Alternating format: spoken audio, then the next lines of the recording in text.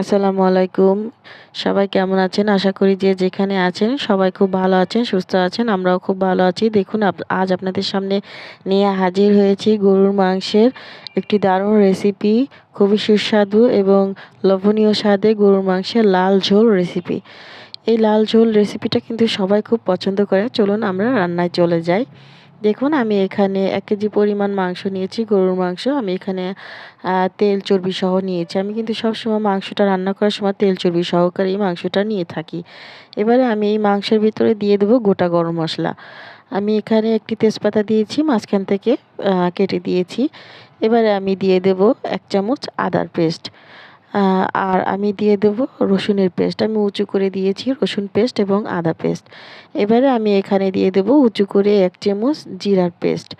আমি এখানে শুধু জিরাটা দিয়েছি এবং জয়ফল জয়ত্রী। এবার দিয়ে দেবো স্বাদ অনুযায়ী লবণ, ১ চামচ হলুদ, ১ চামচ ধনিয়া এবং যেহেতু আমি এখানে লাল লাল করে ঝোল করব গরুর মাংসটা, সেজন্য আমি এখানে মরিচের গুঁড়াটা একটু বেশি দিয়েছি। আপনারা আপনাদের পছন্দ মতো দিতে পারবেন। দিয়ে দিব 1/2 কাপ পেঁয়াজের কুচি।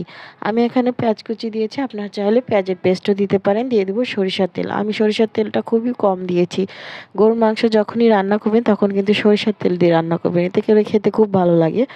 যেহেতু আমার মাংসে প্রচুর পরিমাণে তেল ছিল, চর্বি ছিল, এজন্য আমি একটু তেলটা কম করে দিয়েছি। আপনারা আপনাদের পছন্দ মতো দিয়ে নেবেন। দেখুন এবার সবগুলো উপকরণ দিয়ে আমি কিন্তু হাত দিয়ে খুব ভালো করে ডলে ডলে মেখে নিচ্ছি। মাংসগুলো যদি এইভাবে হাতে মেখে রান্না করা হয় তাহলে কিন্তু খেতে খুব ভালো লাগে। যখন আপনি মাংসটা মুখে দিয়ে আপনি চাবাবেন তখন খেতে খুব ভালো লাগে। দেখুন আমি এই পর্যায়ে দিয়ে দেবো কিছু কাঁচামরিচ।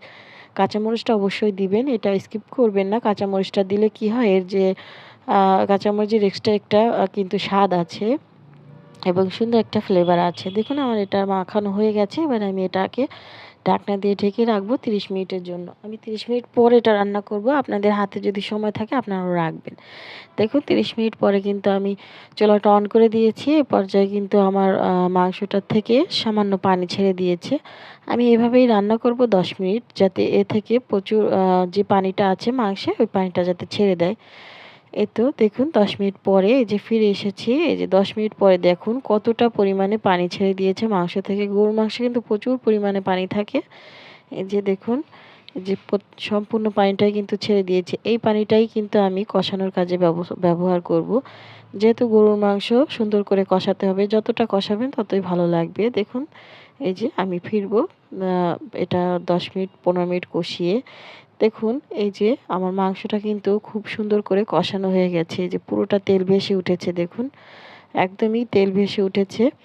এখন আমি এখানে কিছু আলু রেখেছিলাম। এই আলুটা আমি দিয়ে দেবো। গরুর মাংস রান্না করব আর আলু দেবো না, এটা তো হতেই পারে না। আসলে গরুর মাংসের আলু এবং রসুনটা কিন্তু খুবই ভালো লাগে।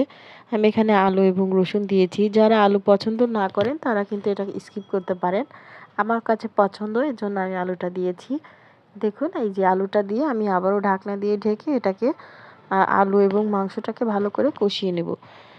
এ পর্যায়ে যারা আমার ভিডিওটি দেখছেন অবশ্যই একটি লাইক করে দিন। আপনারা কিন্তু লাইক করতে ভুলে যান, এখনই একটি লাইক করে দিন। দেখুন আমি কিন্তু এই যে আলু এবং মাংসটা প্রায় 10 মিনিটের মতো এটাকে কষিয়ে নিয়েছি।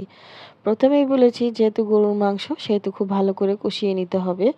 যত কষাবেন ততই খেতে ভালো লাগবে। দেখুন আলু আর মাংসটা আমার ভালো করে কষানো হয়ে গেছে। এ পর্যায়ে আর পানি নেই। এবারে তেল ভেসে উঠেছে আর আমি কষাবো না। এবারে আমি দিয়ে দেবো ফুটন্ত গরম পানি। এখানে কিন্তু অবশ্যই ফুটন্ত গরম পানিটাই দিতে হবে। এতে করে কি হবে, আপনার মাংসটা খেতেও ভালো লাগবে এবং দ্রুত সেদ্ধ হয়ে যাবে। এবারে আমি এই পানিটা দিয়ে আমি এটাকে রান্না করব যতক্ষণ না পর্যন্ত আমার আলু, মাংস এবং রসুনগুলো সেদ্ধ হয়ে যাচ্ছে ততক্ষণ পর্যন্ত।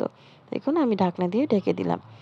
এই যে দেখুন আমি প্রায় 25 থেকে 30 মিনিটের মতো একদম লো আঁচে আমি এটা রান্না করে নিয়েছি। এই পর্যায়ে কিন্তু আমার মাংস, আলু, রসুন সবগুলো খুব সুন্দর করে সেদ্ধ হয়ে গেছে। দেখলেই বুঝতে পারবেন। এই যে আমি এর থেকে বেশি কিন্তু আর সেদ্ধ করব না। এবারে সেদ্ধ করলে আমার মাংসগুলো গলে যাবে। এই যে দেখুন খুন্তি দিয়ে প্রেস করলে কিন্তু মাংসগুলো কেটে যাচ্ছে। এই যে আমি এর থেকে বেশি সেদ্ধ করব না। আপনারা আপনাদের পছন্দ মতো সেদ্ধ করে নেবেন। এবারে দিয়ে দেবো ভাজা জিরার গুঁড়া। রান্না শেষে অবশ্যই কিন্তু ভাজা জিরের গুঁড়াটা দিতেই হবে। এটা দিলে খুব ভালো একটা ফ্লেভার আসে। খুব স্ট্রং একটা ফ্লেভার পাবেন। এটা দিয়ে আমি 2 মিনিট ঢাকনা দিয়ে ঢেকে রাখবো সুন্দর একটা ফ্লেভারের জন্য। দেখুন এই যে 2 মিনিট পরে আমার তরকারিটার ফাইনাল লুক। আমি কিন্তু এবার যে লবণটা টেস্ট করে আমি এটাকে নামিয়ে নিব। আমি আর রান্না করব না, আমার রান্নাটা কমপ্লিট।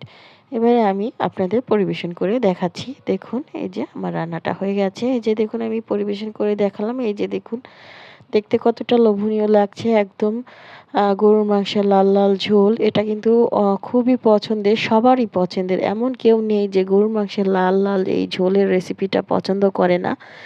এটা কিন্তু অবশ্যই বাসায় একবার ট্রাই করবেন। দেখবেন খেতে কতটা ভালো লাগে। ছোট থেকে বড় সবাই খুব পছন্দ করবে।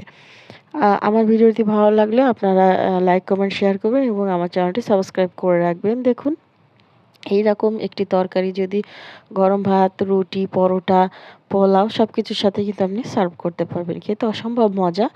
যদি ভালো লাগে অবশ্যই কমেন্টে আমাকে জানাবেন। সবাই ভালো থাকবেন, সুস্থ থাকবেন। আসসালামু আলাইকুম। আল্লাহ হাফেজ।